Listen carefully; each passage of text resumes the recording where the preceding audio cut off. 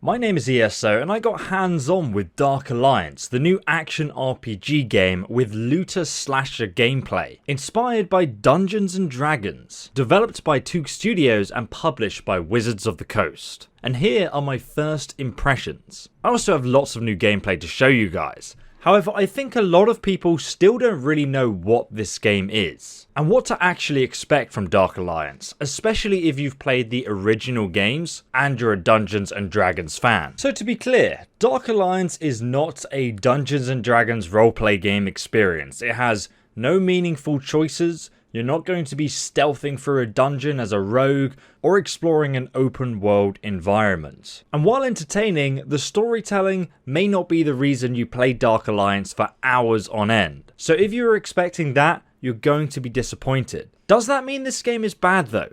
Definitely not. I had a lot of fun playing it and I'll explain why in a moment. But definitely make sure you subscribe to the channel with the bell icon because Dark Alliance's release date is on the 22nd on console and PC, which is only a few weeks away. And if you guys have ever come by a live stream before, you'll see me drinking a lot of G Fuel, the channel's sponsor. So big shout out to them for supporting me. But also in summer recently, I've actually discovered G Fuel Hydration, which has 0 sugar, 0 calories, and 0 caffeine, but it is full of electrolytes, which essentially hydrate your body, so it's fantastic for gaming in the summer.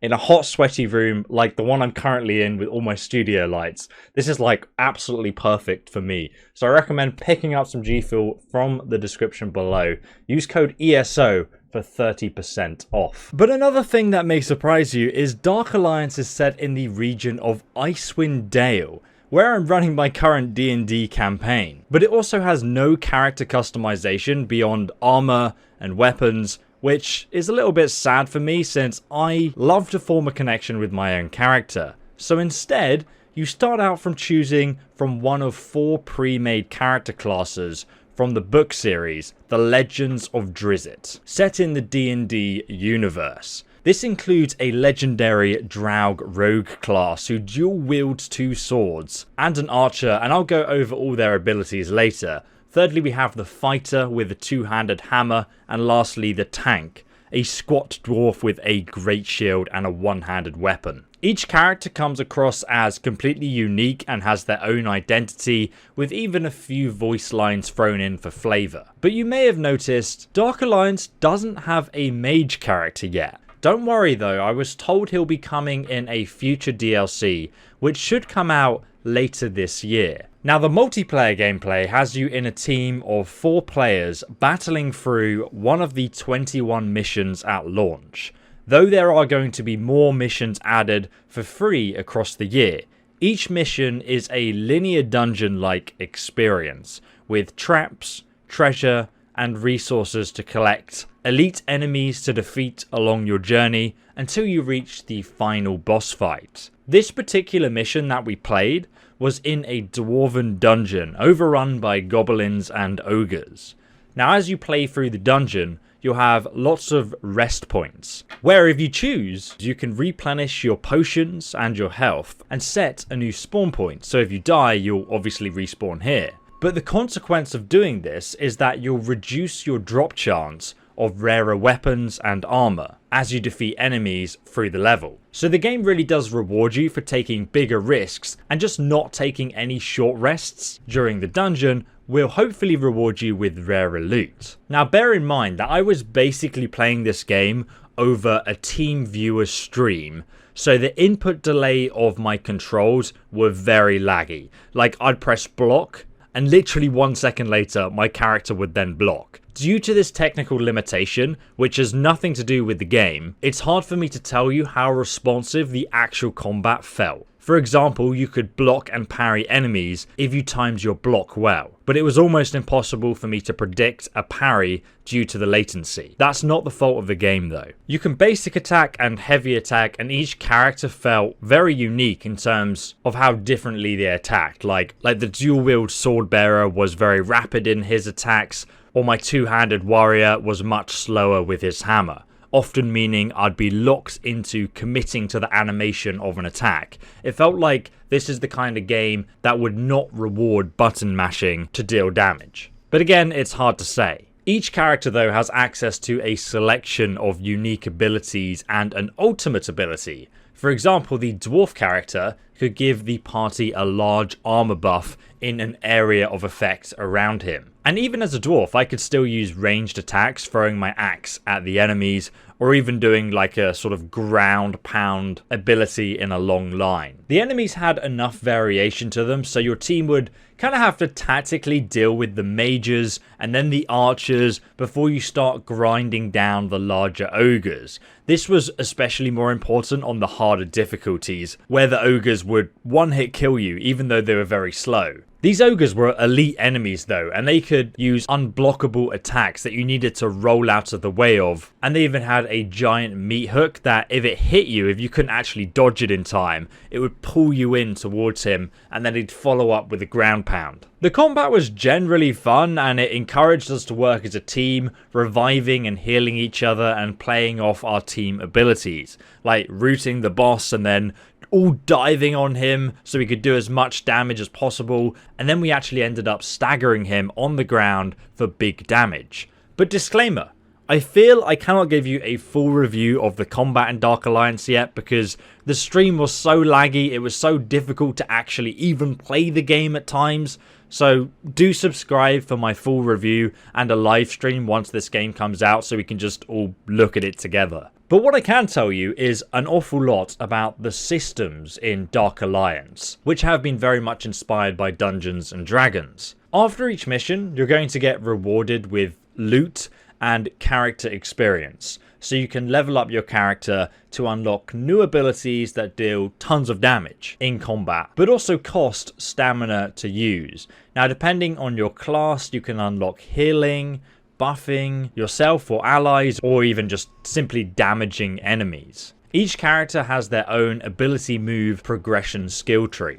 There's not really much in the terms of choosing your character build here, so like you don't have to specialize in a specific skill tree to get the best out of your character being a tank. There's no choices to make. You're eventually just going to unlock all the skills and you can pick and choose which one you use based on which mission you're going to be doing. It seems in this sense these are predefined characters that you're just sort of making more powerful as you play the game. You can also unlock new feats that give you a flat bonus to your defense or damage, like do more damage to enemies from behind, or carry more consumables, and so on. Again, you'll just be buying all of the perks on this skill tree as you level up, with no real thought to it. While I only had an hour with the game, some of these skills did look to be rather exciting, and it seemed like you could come up with a playstyle of how you wanted to play a character. For example, the developer I was playing with was playing the archer as a off sort of healer, and he would be very supportive of the group and at times keep us all alive. Where it gets really interesting though is the armor. As you play, you also get rewarded with collectible armor sets with bonuses like extra critical damage if you have 3 pieces of the same armor set equipped.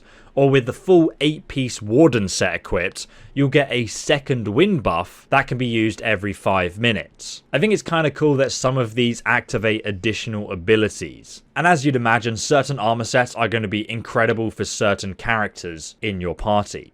Each piece of armor has a quality level to it though, from common, rare to epic, and then the best being legendary quality. Higher rarity armors will have more resistance, like 20 lightning damage resistance or stamina regeneration effects. This to me was actually the most exciting part of the character customization, and it's going to be the part that keeps you coming back to play the game so you can get the best armor set for your characters. And also, all of these armors have a different aesthetic appeal, so not only are you putting armor on your character, but you're also customizing your appearance. Beyond this, there was actually also skins that you could buy, so you could just buy like an outfit for your character to make them look cool. But just to be very clear, there are no microtransactions in this game. Obviously, it's going to have added DLC content that you can buy in the future, which add more missions and content to the game. But while you can get skins in the game, it's brought with in-game currency. I like that you buy the game and then you get what's in the game. You can also upgrade your weapons and armor using resources that you collect during the missions. The rarer the armor piece, the rarer the resource you need to upgrade it. But to summarize, the gameplay loop of Dark Alliance is that you'll be running through the same 21 missions repeatedly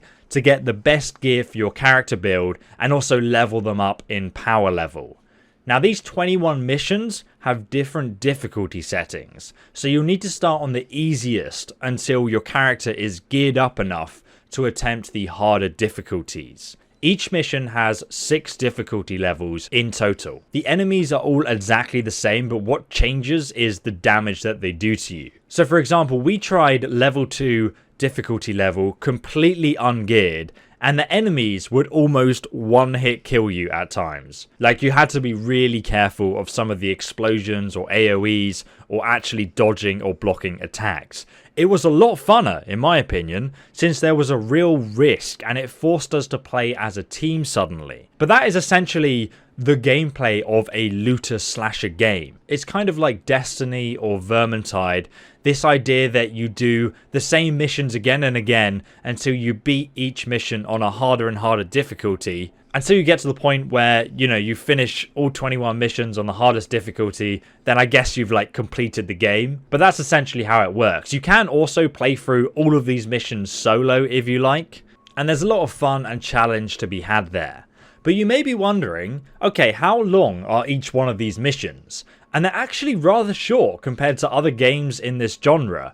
The mission we played was about 20 minutes long, and we were told that all the dungeons were a similar length to this, and it was kind of like an important design decision that they wanted them to be shorter. I assume because they kind of want people to be able to jump in and out of this game and just do a quick 20-minute match with their friends and not have to sit there for a whole hour to grind through one dungeon. Though I do think there will definitely be some players who really just want like a 1 hour long epic dungeon experience. Let me know what you think about it in the comment section though. That brings me on to my final thoughts about Dark Alliance. I'm honestly really excited to actually get the game and play it properly, and also take my time combing through all the details of the character system, because my play session was only an hour long and I feel like I barely grazed the surface of this video game.